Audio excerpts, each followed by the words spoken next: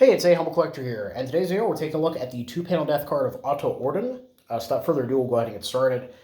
So panel 2 is just a photo, full panel photo there of Otto, and then flipping it to the other side. Christian memorial to the brave warrior Otto Ordung, a locksmith in Moosburg, Gefreiter in the Kriegsmarine on the Battleship Gneisenau. I've also heard people pronounce it Gneisenau. I don't know which is correct. I like Gneisenau, it just sounds better, so I'm going to stick with that one. Who was born on March 23rd, 1921, and fell on February 26th, 1942, as the result of an English air raid at the age of 21, and he is buried in the Heroes Cemetery in Kiel. So right off the bat, I don't have a lot of Kriegsmarine cards, and this is the only one I'm aware of that I can tie directly to one of the, the major surface vessels of the Kriegsmarine. And because of that, I actually have a lot of good information for you guys. I was also able to find Otto's casualty record. Otto was born in Munich, and according to his death record, had a rank of sailor first class. The Gneisenau itself was a Scharnhorst class battleship, and was ordered on January 25th, 1934, from the WW2 in Kiel.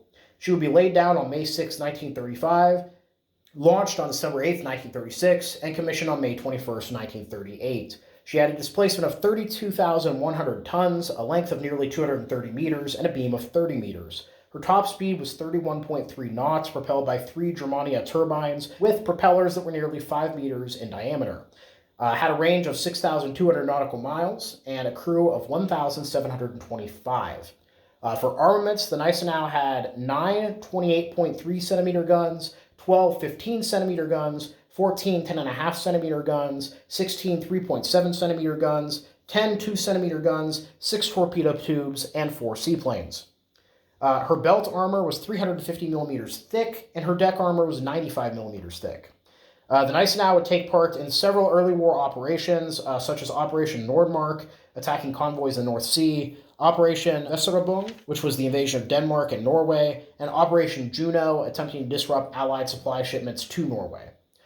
She would be damaged and repaired multiple times during this period, and was involved in the sinking of many Allied ships.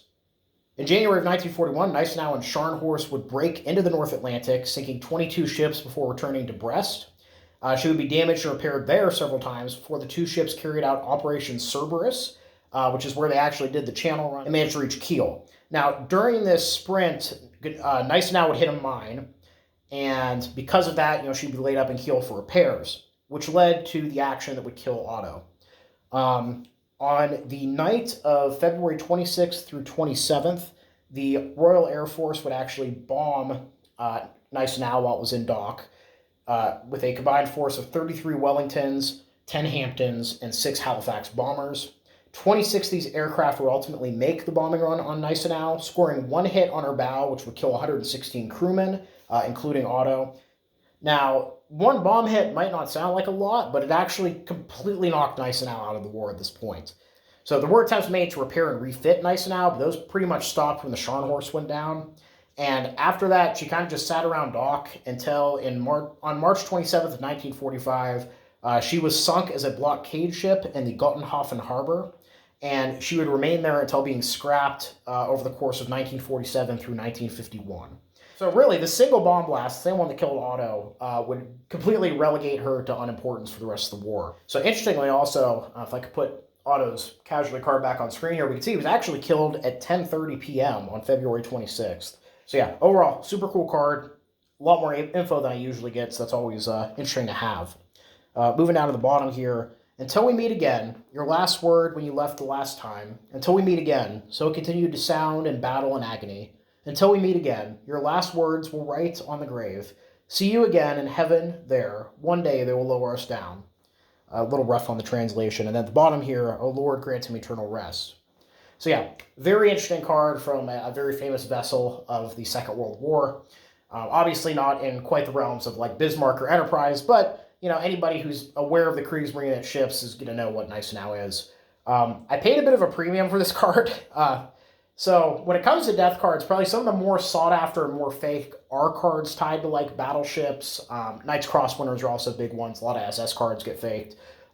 So when I got this in hand, one of the first things I did was inspect it, and it does appear, to my knowledge, to be an original card, which is very cool. I did have a video that I posted last year on how to identify whether a card is real or fake. I'll go ahead and link that up there if you want to check that out. But yeah, overall, had a lot of fun researching and doing this video. I hope you guys all enjoyed it as well. Please leave a comment down below. Love hearing from you. Thank y'all for watching. Happy collecting, and I'll see y'all again very soon.